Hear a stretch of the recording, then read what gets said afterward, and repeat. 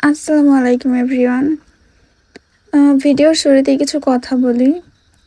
অফিডিয়ান গল্পটা আমি আর কন্টিনিউ করছি না, কারণ অ্যাটলিস্ট একদিনে যদি 200-300 ভিউ আসে তাও না হয় একটা আগ্রহ কাজ করে ভিতরে। কিন্তু এমন হলে কার ভালো লাগে? আমি কষ্ট করে ভিডিও মেক করি আর এত কম ভিউজ। সো প্লিজ কেউ কিছু মনে করো না। আম, আমি শুধু চেয়েছি তোমার, তারপরে যে প্রিয় প্রণয়িনী, যে সিজন 2, এই টাইপের যদি কোনো গল্প তোমাদের জানা থাকে, একদম নতুন আসছে, তাহলে আমাকে অবশ্যই কমেন্টে জানিও, আমি ভয়েস দেওয়ার চেষ্টা করব। আর এখন প্রিয় প্রণয়িনী গল্পটাই তাহলে স্টার্ট করি। এতক্ষণ ধরে ভেন্যুতে থাকা রমরমা ভাব হঠাৎ করে নিস্তেজ হয়ে গেল। মানুষের ভিড় ভেন্যু হতে কমে গিয়ে একত্রে জমায়েত হলো স্টোর রুমের সামনে।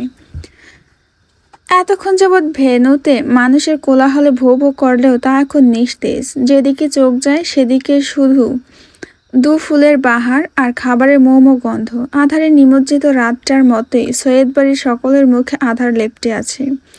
কারোর মুখের দিকে চোখ তুলে তাকানো যাচ্ছে না। সবাই দাঁতে দাঁত চেপে ইরহামকে খেয়ে নেবে ভাব নিয়ে দাঁড়িয়ে আছে।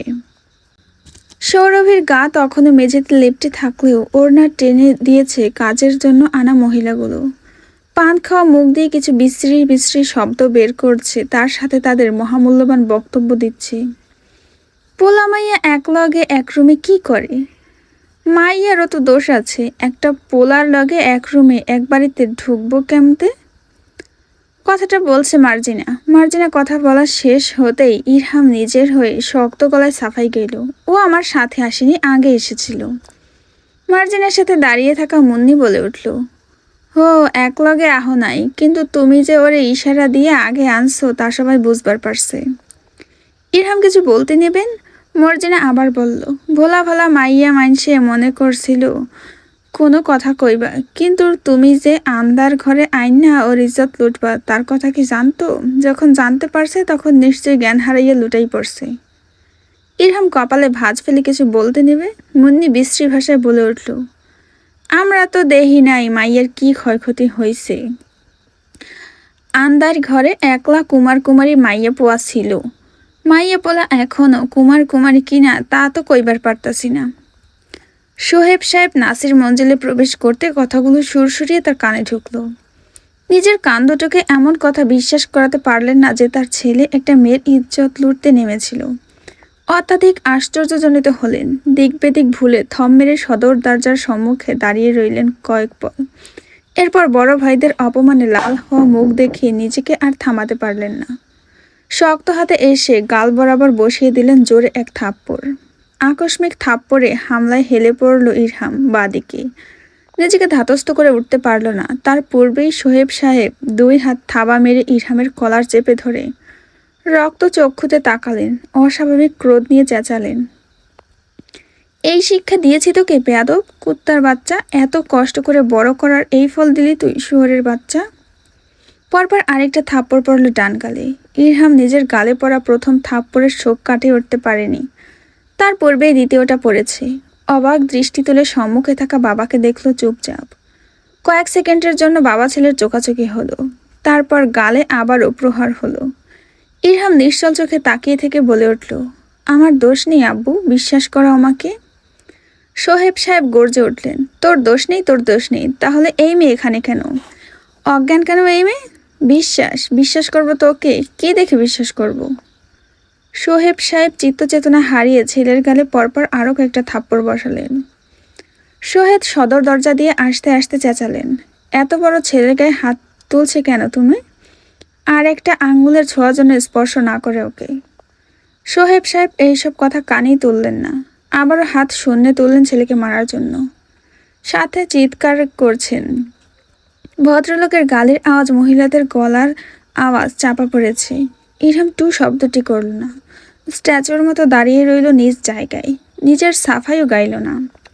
সোহেব সাহেব ভাইকে টেনে নিয়ে দূরে গেলেন।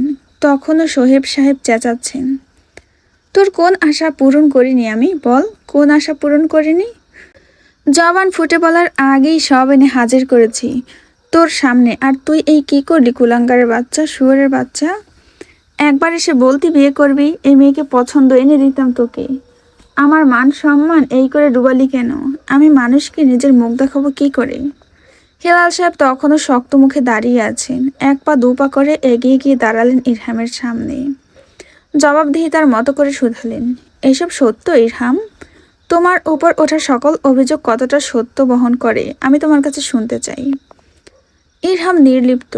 পুরুষালী চোয়ালগুলোর সাদা অংশে রক্তে জমেছে।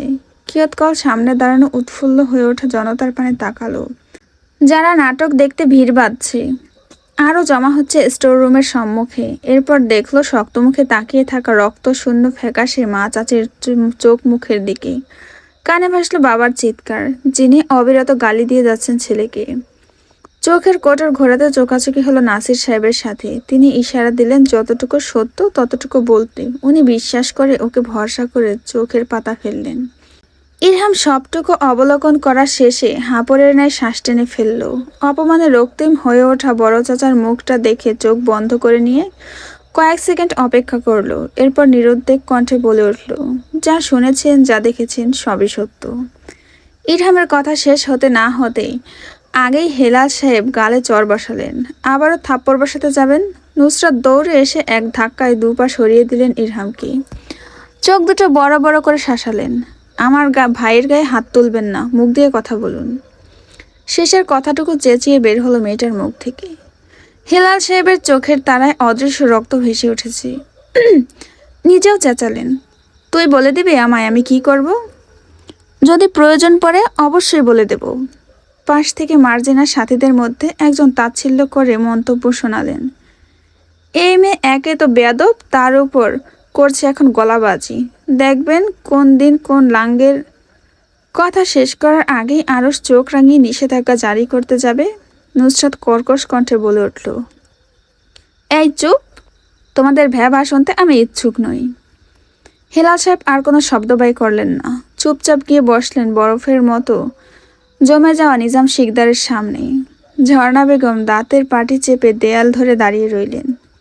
এই ছেলেকে ধরে পিষে ফেলতে পারলে মনে শান্তি পেতেন, কিন্তু তার চিন্তা জল ঢেলে দিয়ে নুসরাত, আহান, মম, এমনকি ভারী গাউন পরিহিত ইশরাত এসে দাঁড়ালো ইরহামের সামনে। বাড়ির সবার উদ্দেশ্যে ইশরাত রগরগে আওয়াজে বলে উঠল, ওকে কিছু বলতে হলে আগে তোমাদের আমাদের ভেদ করতে হবে। কলঙ্ক আর পুরুষ শব্দ দুটি যেন একে অপরের বিপত্নিক শব্দ।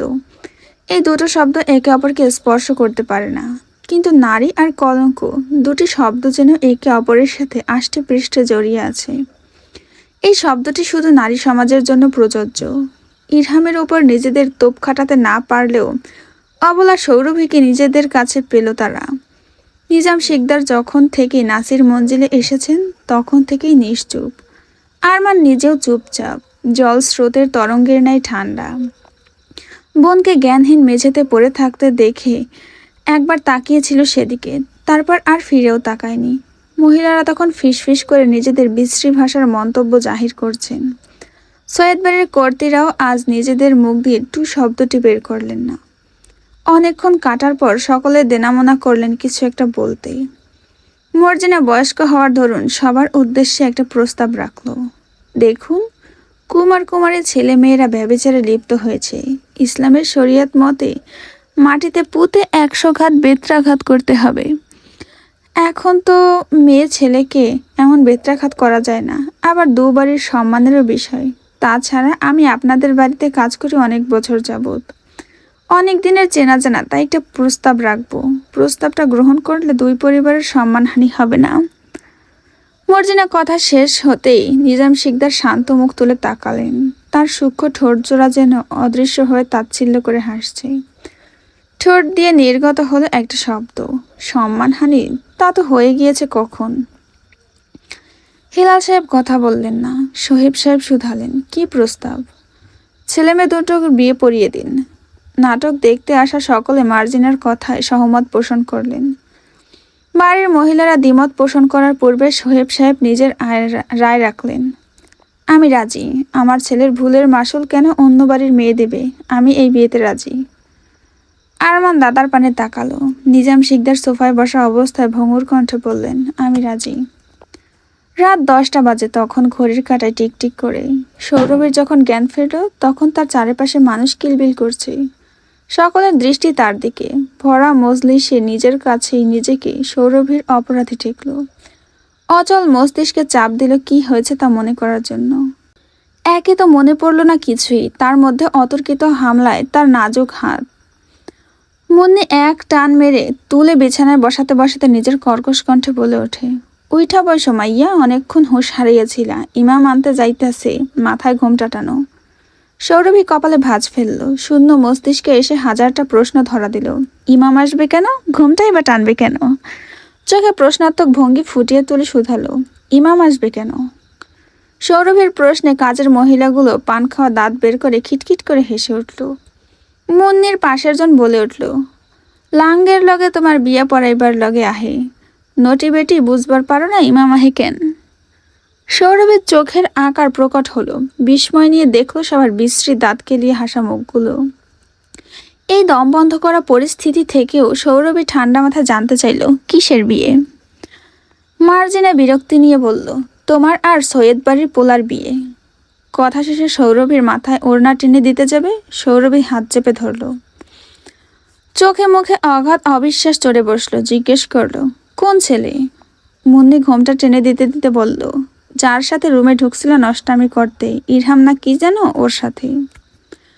মুন্নির কথা শেষ হতে সৌরভী লাফিয়ে উঠে প্রায় দাঁড়ালো, বলল, বিয়ে করব না আমি। মুন্নির সাথে দাঁড়িয়ে থাকা মহিলারা বিশ্রী শব্দে হেসে উঠল, রসিয়ে রসিয়ে বলতে লাগলো, লাঙ্গের লগে এক রুমে ঢুকবার পারো, বিয়ে করবার পারবা না কেন? সৌরভী মুখ শক্ত হয়ে উঠল, অগাধ রাগ নিয়ে শুধালো, লাঙ্গে? আর কার সাথে আমি রুমে ঢুকেছি?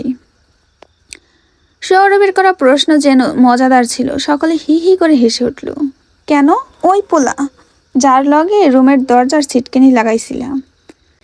আমি কারোর সাথে রুমে ঢুকে ছিটকানি লাগাইনি। মুন্নি সৌরভীকে বিছানায় বসালো শক্ত হাতে চেপে। ক্যাটকেটে কণ্ঠে বলে, মাগি বেটি বলে কি? আরেকজন বলল, এ তো দেখি ঘোমটার নিচে খেমটার নাচ। সৌরভী বিস্ময় বিমূঢ় নেত্রে দেখলো মহিলাগুলোর ব্যবহার। যখন ধীরে ধীরে ঘটনাগুলো জোড়া দিল তখন বুঝলো ওদের ইশারা কোন দিকে। না চাইতেও ঠোঁটে বিতৃষ্ণাপূর্ণ হাসির মেলা বসলো। এরপর মহিলাগুলোর কথা যত শুনলো তত বেশি অবাক হলো। তাকে অবাক করে দিয়ে তার সামনে দাঁড়ানো মহিলারা তাদের কথা দ্বারা একের পর এক বন্যা বইয়ে দিতে লাগলো। তার ঠোঁটে নিছক হাসি খেলা করলো না চাইতেও। মেয়ে মানুষের সব থেকে বড় শত্রু, এটার মধ্যে কোনো ভুল নেই। আজ নিজে ভিকটিম হয়ে তার প্রমাণ পেল সে। সৌরভী বসা বিছানা থেকে উঠে দাঁড়ায়, মুন্নির হাত নিজের গা থেকে ঝাড়া মেরে সরিয়ে দিয়ে শক্ত কণ্ঠে বলে ওঠে, এই বিয়ে করব না। মহিলারা যেন শোনেননি, একই যোগে বলে উঠলেন, কি কি? সৌরভী পুরো রুম কাঁপিয়ে চেঁচালো, এই বিয়ে করব না আমি। শুনছেন আপনারা? এই বিয়ে করব না। মুন্নি নিজের স্বাস্থ্য বিশিষ্ট শরীর নিয়ে এগিয়ে আসলো, বলল, কেন করবা না বিয়া? লাঙ্গের লগে এক রুমে ঢুইকা শুইতে পারো, আর বিয়ে করতে পারবা না কেন? সৌরভীর কানে বৃষ্টি শব্দটা প্রবেশ করতে দাঁতে দাঁত চাপল। নিজের জায়গা অটল থেকে চূড়ান্ত রাগে কণ্ঠে বলল, আপনার মতো পেয়েছেন অন্যের জামাইয়ের সাথে যেখানে সেখানে শুয়ে পড়ব, নিজের মতো ভাববেন না। কথা শেষ হতেই মুন্নির খসখসে হাতের দাবাং মার্কা এক থাপ্পড় পড়ল সৌরভীর গালে। ছিমছাম গড়নের মেয়েটার শুভ্র গালে ফুটে উঠল থাপ্পড়ের জোরে রক্তিম ফুসপুলুঙ্গ। মুখ দিয়ে না চাইতেও নিঃসৃত হলো ভাইয়া বলে। কেউ আসলো না তাকে বাঁচাতে। অপরিচিত মানুষের ভিড়ে অসহায় হয়ে দাঁড়িয়ে রইল সৌরভী। থাপ্পড়ের জোরে গালে চিনচিনে ব্যথা হচ্ছে। এক হাত গালে রেখে তখনও অবিচল কণ্ঠে চেঁচালো, বিয়ে করব না আমি, বুঝতে পারছেন আপনারা? বিয়ে করব না আমি। মুন্নি কানেই তুলল না কথাগুলো, টেনে নিয়ে বসালো বিছানায়। শক্ত হাতে মাথা থেকে পড়ে যাওয়া ঘোমটাখানা আবার টেনে দিতে দিতে বলল, নষ্টামি করবার পারবা, বিয়ে করবার পারবা না কেন? বিয়ে করবি তুই আইজ আর এক্ষুনি। সৌরভী নিজের 19 বছরের জীবনে এতটা অসহায় বোধ কোনোদিন করেনি যা আজ করছে। কোথায় তার ভাই, কোথায় তার দাদা, কোথায় নুসরাত, কোথায় সবাই? আপন বলতে কেউ নেই পাশে। অক্ষিকোটরের ভেতরে টলটল করলো পানি। মুন্নিকে ধাক্কা মেরে নিজের থেকে সরিয়ে দিতে দিতে বের হয়ে আসলো রুমের বাহিরে। দম আটকে দৌড়ে নিচে নামতে নামতে ডাকলো, দাদা। নিজাম শিকদারের কানে নাতনির গলার আওয়াজ পৌঁছালে চুপ করে বসে রইলেন। নিজের কাপা হাতগুলো চেপে ধরলেন নির্বিকার মুখে হাঁটুতে। সৌরভী পাগলের মতো দৌড়ে এসে দাঁড়ালো নিচে দাদার সামনে। সেখানে শুধু উপস্থিত সোসাইটির বুজুর্গেরা। চশমার আড়াল হতে কুচকানো চোখ বের হয়ে আসলো তাদের। আর নিবিষ্ট হলো সামনে দাঁড়ানো সৌরভীর উপর। সেসবের তোয়াক্কা করলো না, ভাঙা গলায় চেঁচালো, দাদা আমি বিয়ে করব না। নিজাম শিকদার চোখ তুলে তাকালেন না, বললেন শুধু বিয়ে করে নাও। সৌরভী চেঁচালো, তুমি আমাকে এইভাবে শাস্তি দিতে পারো না দাদা। আমার থেকে মুখ ফিরিয়ে নিও না, আমি এই বিয়ে করব না। আমাকে বিশ্বাস করো, আমি কিছুই করিনি। রাগ করেছো আমার সাথে তোমার কথা শুনিনি বলে? আর কখনো তোমার কথা অগ্রাহ্য করব না। দাদু প্লিজ বাড়ি চলো, এখানে আমার দম আটকে আসছে, আমি মারা যাব। নিজাম শিকদার চুপ করে রইলেন নাতনির আহাজারিতে। সৌরভী ভাইয়ের হাঁটুর কাছে বসে ফুপিয়ে উঠল, বলল, প্লিজ ভাইয়া চলো আমরা বাড়ি চলে যাই। আমি বিয়ে করব না ভাইয়া, দয়া করে আমাকে বিশ্বাস করো। আমি আমি কিছু করিনি, সব দোষ দেওয়া হয়েছে আমাকে। ভাইয়া বিশ্বাস করো আমাকে। আরমান উঠে দাঁড়ালো, রক্ত জবার নয় চোখ দুটো দিয়ে অসহায় ভঙ্গুর চোখে পানি ল্যাপটানো বোনকে দেখল। গালে হাতের 5 আঙুলের চিহ্ন দেখে নিল মায়া ভরা চোখে। তবুও উচ্চারণ করল, বিয়ে করে নে সৌরভী, সুখে থাকবি। এরপর কি হলো? সৌরভী নিজের চোখ টলটলে পানি ছেড়ে দিল। এক গাল বেয়ে টুপ করে চোখের জল পড়ল। চোখ তুলে চক্ষু দর্পণে ভাসল ইরহামের সুদর্শন মুখ। তখন সকল ক্ষোভ গিয়ে পড়ল তার উপর। একদলা থুতু ছিটকে বের হয়ে গেল মুখ থেকে। অস্বাভাবিক কণ্ঠে চেঁচালো, লম্পট, জানোয়ার, শুয়োর, কুত্তা, আল্লাহের হিসাব নেবে তোর কাছ থেকে শয়তান। ইবলিস, তোর ধ্বংস হবে, তোর ধ্বংস নিশ্চিত। সৌরভীকে দুজন মহিলা এসে টিনে হিস্ট্রি নিয়ে গেল। নিজাম শিকদার চোখ থাকতেও অন্ধের মতো ব্যবহার করলেন। আরমান নিশ্চুপ। বোনকে অসহায় হয়ে চেঁচাতে দেখেও তখন সৌরভী চেঁচাচ্ছে, তুই বললি না কেন ওখানে কিছু হয়নি? তুই কেন বললি না? তুই কেন চুপ করে বসে থাকলি? লুচ্চা বদমাইশ, তোর অভিশাপ লাগবে আমার। এক মজলুমের অভিশাপ লাগবে তোর গায়ে, তোর ধ্বংস নিশ্চিত। সৌরভীকে যখন দোতলায় নেওয়া হলো তখন কেঁদে উঠল সে শব্দ করে, চেঁচিয়ে ডাকলো, আব্বু। টুপ করে আরেক ফোঁটা জল গড়িয়ে পড়ল। অস্তিমিত রবির ন্যায় রক্তিম চেহারা ঘুরিয়ে তাকালো সাহায্যের আশায়। নেই, কেউ নেই, আসছে না কেউ তাকে বাঁচাতে। ভঙ্গুর গলায় নিঃসৃত হলো, আমার আব্বু থাকলে আজ আমাকে এখানে ফেলে রাখতো না ভাইয়া। আমাকে বিশ্বাস করতো। তোমরা সবাই পর, তোমরা আজ আমায় মৃত্যুর দিকে ঠেলে দিলে। তোমরা দুজন কেউ না আমার, তোমরা দুজন স্বার্থপর। আরমান উঠতে নিলে নিজাম শিকদার তার হাঁটুতে চেপে ধরল শক্ত হাতে। নিচের দিকে ঝুঁকে যাওয়া চোখে ইশারা করে বোঝালেন না। সৌরভীকে খাটে বসানো হলো। জোর করে গালের মাড়ি চেপে ধরে মুন্নি শক্ত হাতে ঠোঁট লাল রঙের রাঙাতে যাবে, হাত থামল তার। ঘাড় ঘুরিয়ে পিছু ফিরতে নুসরাতের রাগি রেগে চেহারা অবলোকন হলো। মুন্নি ভুরু উপরে তুলে জানতে চাইল, হাত ধরেছে কেন মাইয়া? নুসরাত নির্বিকার চিত্তে বলে উঠল, হাত সরানোর গাল থেকে। কেন, ওর ঠোঁট রাঙাবো না? মুন্নি তিরিক্ষি মেজাজে কথাটা বলে উঠল। নুসরাত মুন্নির ভারী হাতটা গাল থেকে সরিয়ে দেখল লাল বর্ণ ধারণ করা চেহারাটা। জিজ্ঞেস করলো, কে মেরেছে? পুরো রুমের ফিসফিস করে কথাবার্তা থেমে গেল নিমেষে। নুসরাত আবারও চেঁচালো, ওর গায়ে হাত তুলেছে কে? কোন সাহসে ওকে থাপ্পড় মেরেছে? কে এই সাহস দিয়েছে? মার্জিনা নুসরাতের চেঁচানোতে বিরক্ত হয়ে উঠল। মেয়ে তুমি ভারী বেদ্যপ, চেঁচামেচি করতাছো কেন? তাছাড়া কথা শুনতেছিল না তাই মেরেছি, এতে চেঁচানোর কি আছে? এই চুপ, লেকচার ছাড়তে বলিনি আমাকে। যা করতে আসছস তা করো, আমাদের বাড়ির বিষয়ে একদম নাক গলাবা না। মন্টুর স্ত্রী সাজনা বেগম বললে, তো এই মেয়ে বিয়ে করবে না, বিয়ে করবে না বলে চেঁচাচ্ছিল। থাপ্পড় না মারলে তো মুখ বন্ধ হচ্ছিল না। চেঁচাবে, আরো বেশি করে চেঁচাবে। ভুলে যেও না ও আমাদের বাড়ির বউ, সৈয়দ বাড়ির বউ। ও সম্মান দিয়ে কথা বলো, এই ব্যবহার যেন ওর সাথে না দেখি। সাজনা বেগমকে মুন্নির সাথে জন কয়েক কানা ঘুষা করে বলে উঠল, এই মেয়েও দেখবেন কোনদিন লাঙ্গের সাথে ভাগ্যে যাইব। নুসরাত শুনে ফেলল কথাটা।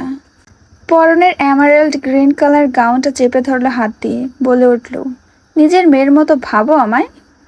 নুসরাত বুড়ো যুগলের মাঝখানে ভাঁজ ফেললো সামান্য, আবারও নিষ্প্রভ কণ্ঠে বলল, লাঙ্গের সাথে ভেগে যাব? হ্যাঁ, 100 বার ভেগে যাব। আমার বাপের খেয়ে ভাগবো। তোমার কোনো সমস্যা সমস্যা হলে বলো, উচ্চমানের মলম কিনে দেব, লাগালে জ্বালা কমবে। সৌরভের ঠোঁট ফুলিয়ে কেঁদে উঠল।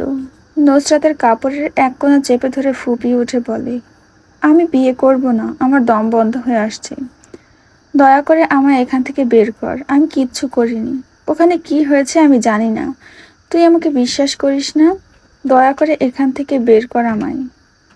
নুসরাত এক হাত রাখলো সৌরভের মাথায়, ভরসা দিয়ে বলল, আমি বিশ্বাস করি তোকে। পুরো রুমে একবার চোখ বুলিয়ে নিয়ে ফোন বের করে কল দিল ইশরাতকে। রগরগে গলায় বলল, এই তুই আমার রুমে আয়, আমি একটু বের হচ্ছি, মসজিদে যাব। সৌরভে আঁতকে উঠল। টলটলে চোখে তাকাতে নুসরাত নিচের দিকে ঝুঁকে এসে কানের কাছে ফিস ফিস করে স্পষ্ট স্বরে উচ্চারণ করল, আজ আমি যদি চেঁচাই তাহলে তুই বেঁচে যাবি এখান থেকে সৌরভী, কিন্তু যখন রাস্তায় হাঁটবি নষ্ট মেয়ে বলে তোর দিকে আঙুল উঠবে, ইরহামের দিকে আঙুল উঠবে না। তুই নারী, তোর এই বিষয়টা ভুলে গেলে চলবে না। তোর সব থেকে বড় শত্রু তোর মতো ওই মহিলারা, এরা বিষ গুলে দেবে তোর জীবনে। বড় বোন হিসেবে বলছি, বিয়ে করে নে।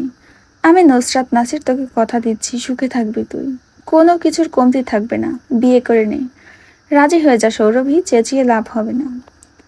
এরপর সৌরভী আর চিৎকার করলো না বিয়ে করব না বলেই। নিশ্চুপ জল তরঙ্গের ন্যায় হয়ে গেল। বিছানায় গা ছেড়ে দিয়ে বসে রইল। ঠোঁটে বিরাজ করলো জীবনের প্রতি নিছক তাচ্ছিল্যের হাসি। চোখের তারায় কিছু একটা সময় কাটল। আশেপাশে বসে থাকা মানুষগুলো তখন অপেক্ষারত পরবর্তী নাটক দেখার জন্য। এসে দল বেঁধে বসেছে সৌরভের সামনে।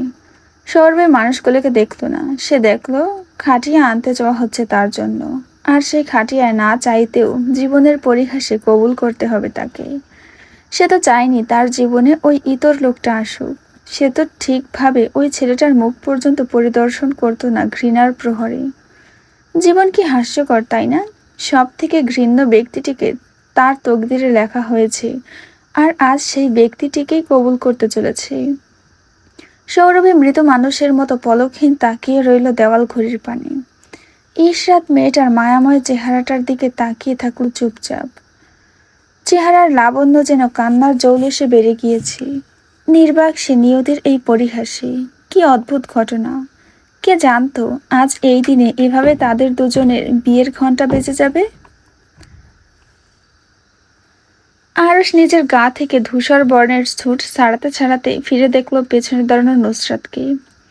গায়ে কালো লেদার জ্যাকেট জড়ানো, তার চুলগুলো পনিটেইল করে বাঁধা, বরাবর তাড়া দিয়ে বলছে তাড়াতাড়ি আসতে। আরশ নিজের গলার টাইট টেনে ঢিলে করে নিয়ে এগিয়ে গেল। পরনের কাপড় খুলতে খুলতে এসে দাঁড়ালো নুসরাতের সামনে। নুসরাত দরজার সম্মুখে দাঁড়ানো, অপেক্ষা করছে আরশের কাপড় চেঞ্জ শেষ হওয়া পর্যন্ত।